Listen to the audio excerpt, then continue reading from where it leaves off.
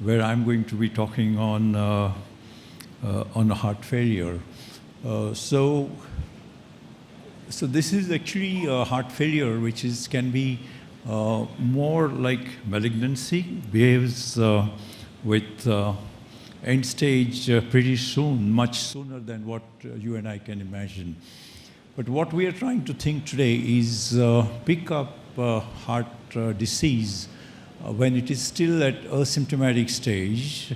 By that I don't mean that all diabetics walking into your office need to be evaluated, but we need to sort of look at this possibility of structural heart disease without symptoms of heart failure. I think this is where the maximum impact of today's discussion is going to be. We all know how to treat symptomatic heart failure, which is class 3 and class 4. So we have a patient who is comfortable at rest, but ordinary physical activity causes symptoms of heart failure. That means what I generally always ask, what you are doing 1 year back, can you do it today? If patient says, no, I feel tired, I think we are dealing with something more than just general issues. So any patient coming back from office and says that, oh, I feel very tired, very exhausted, again, we should look into a possibility of heart failure. So mild symptoms does not necessarily mean mild heart disease, but the other way is very true, that advanced symptoms is truly advanced heart failure. So even if the symptoms may appear mild, in fact, for that matter, any diabetic person who has been going on for more than 5 years, he should have intermittent assessment. What kind of test? We'll see in the next few slides. So we have this 1 out of 4 diabetics goes undiagnosed for heart failure. Most of these are actually HF-PEF, that means preserved LV function, while a few of them are actually HF-ref, that means reduced ejection fraction. So two together make almost 25% of the component which goes undiagnosed. So unless you sort of do some direct testing, ask direct question, patient may or may not be able to sort of come out on his story. Why we need to stay in stage 1 and stage 2 is once you go beyond stage 2, there is a pretty rapid decline. The hospitalization keeps going up, and if you have repeat hospitalization, there is a certainty that you're approaching the end. So you need to sort of, okay, one hospitalization, you treat aggressively, patient comes home. But this is a time when you need to think very strongly as to how to avoid second hospitalization. And for that, whatever we know, we need to bring in. So we have this typical HF-PEF, preserved LV function. You do an echo, you do a cursory look at the echo, and you see the ejection fraction is mentioned as 50% or 60%. So many times, the words like altered mitral flow, diastolic dysfunction, dysdiastole, these are sort of skipped, and we all look at the systolic possibility. But this is the more important heart failure that you face in diabetics. So here, the LV mass is much, much bigger. The LV volume is that way quite small, while the typical heart failure that you and I deal with is reduced ejection fraction. In reduced ejection fraction, the LV volume is big and the LV mass is small. What is important is when we talk of prognostic improvement, there is hardly any advance made in preserved ejection fraction, while most of the time we are talking of heart failure with reduced ejection fraction. So there are lots of therapies which are sort of making impact in this area, but very few in diastolic heart failure. Add to heart failure a possibility of diabetes, and you realize that people who have heart failure but no diabetes are here as you follow them over a length of time, while those who have diabetes are worse off. So diabetes adds a sizable increase in the event rate in those who have preserved LV ejection. So this is something which is very obvious but not looked into. If you take overall diabetics, you always look at the patient's feet. We always do some tests to check if there's peripheral neuropathy, if there's an evidence of peripheral vascular disease. But heart failure comes number 2, much ahead of myocardial infarction, CVA, and CV deaths. So this number is much, much bigger in diabetics. Unfortunately, we don't chase the assessment of heart failure. So in these 3 Fs, frequent, forgotten, and fatal, I would feel the forgotten is most important, because though we are dealing with diabetic in front of us, it's a 10 years old duration of diabetes, and we are not always assessing them for a possibility of heart failure. Also, as diabetes is added to heart failure, the event rate climbs up as the age advances. So the older the patient, longer the duration of diabetes, the possibility of heart failure is higher, and you would probably face with more event rates. Many people feel that diabetics develop coronary artery disease, and that's why they get myocardial damage, and that's why the heart failure.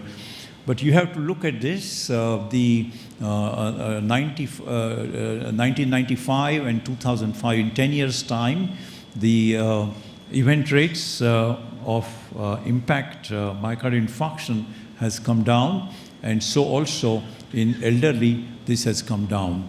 This is possibly, we are all trying to treat infarcts more aggressively, more quickly. Many go for primary angioplasty.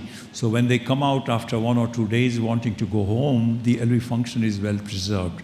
So it's not so much of myocardial damage that is making an impact. You can see here the rates are going down, and the mortality is also going down. But same does not hold true when we talk of heart failure, and the heart failure seems to continue to climb up. So it's not just coronary artery disease to which diabetics are more prone, but it's the sort of microvascular damage which makes them susceptible to muscle weakness. Now, this left ventricular dysfunction can also occur in absence of atherosclerosis. So you have to remember that so many times patient comes with chest pain, T-wave changes, an angiogram is done. Angiogram is reported normal. Maybe somebody would report slow flows and so on. But many of these could be limitation in effort due to diastolic dysfunction. This is a sizable percentage that you face with diastolic LV dysfunction. You can have both existent together, the systolic as well as diastolic. As you can see here, almost 25% would have both systolic as well as diastolic dysfunction. The subclinical myocardial damage occurs early, often enough before the diagnosis of diabetes is made. So we are all used to infarct today, diabetes detected 2 or 3 years later. But also you must remember that there is a kind of muscle damage which also can set in much before the diabetes is detected. So here you have a subset where there is an atherosclerosis, while here you have inflammation of the microvascular. Both contribute to myocardial damage and thus the heart failure. So in diabetics, you have to handle both those who have macrovascular disease and those who have a microvascular disease. Then the increased risk of death is also clearly higher in patients who have diabetes without heart failure. So you have to worry about the death issue also. Now, in next few slides, we are going to see how we are going to pick up these early heart failures. Most of the time, clinical examination is normal. Patient is walking, talking, may have some complaints. Many times would say, "Doc, I'm not able to do what I was able to do 1 year back." That's why we do this natriuretic peptides. And these have definite importance in picking up, especially the diastolic heart failure. Unfortunately, the sensitivity is reasonable, but the specificity may not be very high. So it's not just one test or one evaluation which is going to give you a correct diagnosis. So this is actually natriuretic peptides in ambulatory patients. Actually, it's a class 1A indication. But we'll see how you apply it to our Indian settings. Both BNP and NT-proBNP have high diagnostic accuracy. Both are clinically relevant. Both are suitable for acute as well as chronic heart failure. The BNP has a shorter half-life, and probably in patients who have chronic heart disease, to pick up change, the BNP may be more useful than NT-proBNP. And we can use it for sort of prognostication also. If you have a low NT-proBNP and remains low at the end of 3-4 months, your mortality and possibility of hospitalization is going to be low. If it is high and remains high at the end of 4 months, your possibility of these two remains high. But if you treat a patient well who has a high NT-proBNP, which now comes down, so from high to low, your possibility of hospitalization and heart failure keeps going down. While other way, if it is low and now you get to a high BNP, you should be, in your office judgment, believe that this patient is probably somebody who is going to soon need hospitalization for heart failure. So you probably would put them on different kind of schedule, maybe more rest, low salt, more diuretics, and get the fluid out so that the NT-proBNP comes down. These biomarkers are actually a reflection of left ventricular and diastolic pressure, and whichever way you can bring it down, you're definitely going to avoid hospitalization for these patients. So screening for preclinical disease in asymptomatic patients, this becomes a very important utility of the cardiac biomarkers. Now, when we talk of those who have heart failure, how are you going to monitor them? They have had a couple of admissions, they look okay, and whether NT-proBNP is going to be useful.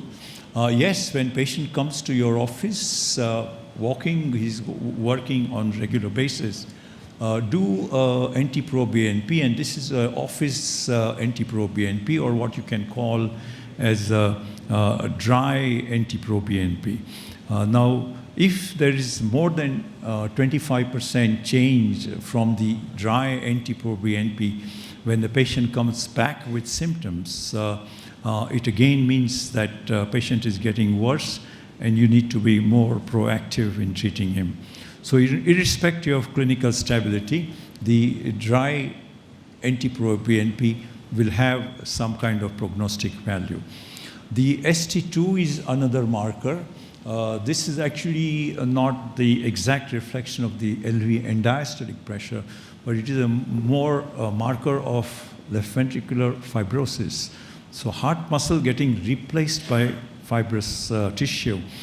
This is a marker, and it has to be used differently. It cannot be used for diagnosis on presentation. But stands to reason that if ST2 is high, your survival is going to be worse than ST2, which is going to be beneficial. Now, this is what the ESC recommendation But I think in India, where echo is so easily available and with 150 odd cardiologists in town, even cardiologist is available cheaper, you can sort of skip some of these algorithms. The ESC recommends that you do NT-proBNP, etc., and then comes down to a possibility of doing an echo. While for us, most of us, echo is a very good idea. I would, in fact, feel that many of you who run diabetic specialty clinics should have some knowledge of echo. You can always get a technician to make measurements and so on. But one little 2-minute look and you can clearly make out who has a good systolic function, who has bad diastolic dysfunction and so on. So this is something which I think we should do. But a combination of echo and NT-proBNP, and of course ECG and occasionally an X-ray. X-ray is getting pushed back and probably getting outdated as a marker of heart failure. So when we talk of heart failure treatment or length of last 20 years, different molecules have made impact. The IV ion, which is a very easily forgotten entity, does make a big role.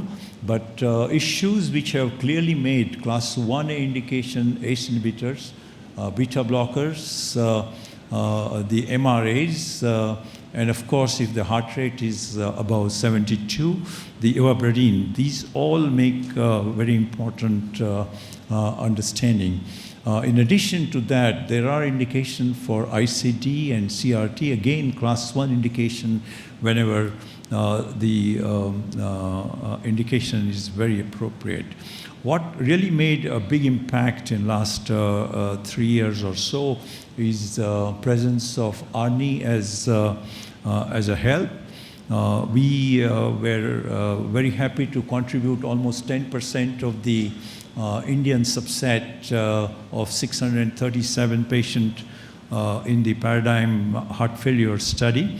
But this is a comparison of enalapril, which is a standard of care compared to sacubitril/valsartan combination. And clearly, there was a sizable drop ahead of ACE inhibitors. So today we say that somebody who is stable on ACE inhibitor also can be switched to ARNI for a bigger benefit coming out of these. So ARNI remains class 1A indication for heart failure in most of the assessment. So when you are treating patients with reduced LV ejection, we are always using ACE, beta blockers. If the LV ejection is less than 35%, patient is still symptomatic on these two, we add MRAs. And if patient is still symptomatic, think of changing from ACE inhibitors to ARNI. Then if your rhythm is fast, think of adding ivabradine. And patient is sinus rhythm and QRS duration is 130, think of using a CRTD.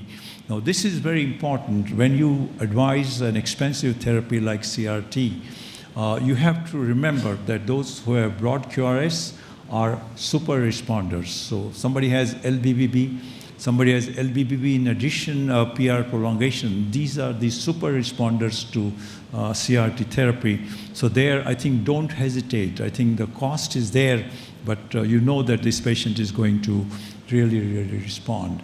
And I sum up to sort of give a stage for this discussion that when you talk of different different diabetic therapies, you see GLP-1 no impact, while all seem to increase the heart failure possibilities.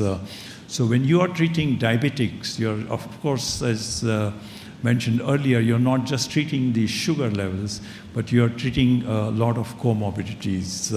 Markers that tell us what we should do, that is what is likely to work in a given patient, and what we should not do, that is what is unlikely to work for a patient. That means if you are giving certain drugs with no meaning, or you don't believe that they are going to stop them, I think it's a waste of effort. So the markers may lead to new therapeutics target too.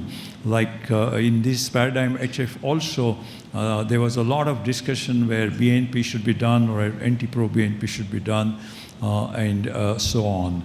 So markers are going to be very important. So this last slide is very important. Doctors and patients look at the outcomes differently. For us, MACE is very important. Like if I'm treating a myocardial infarction and next 15, 20 years he doesn't come back with any other admissions, I feel that I've done a good job. But for a patient, quality of life is very important. So when we talk of outcomes, both have to be considered, the MACE as well as the quality of life. So we leave believing that heart failure remains an undiagnosed in patients with type 2 diabetes. Therefore, high index of suspicion is warranted. Measurements of biomarkers and the anti-BNP is quite essential. In India, I think echo is a very easily available tool. So do take help of an echo to make an impact. Thank you indeed for your attention.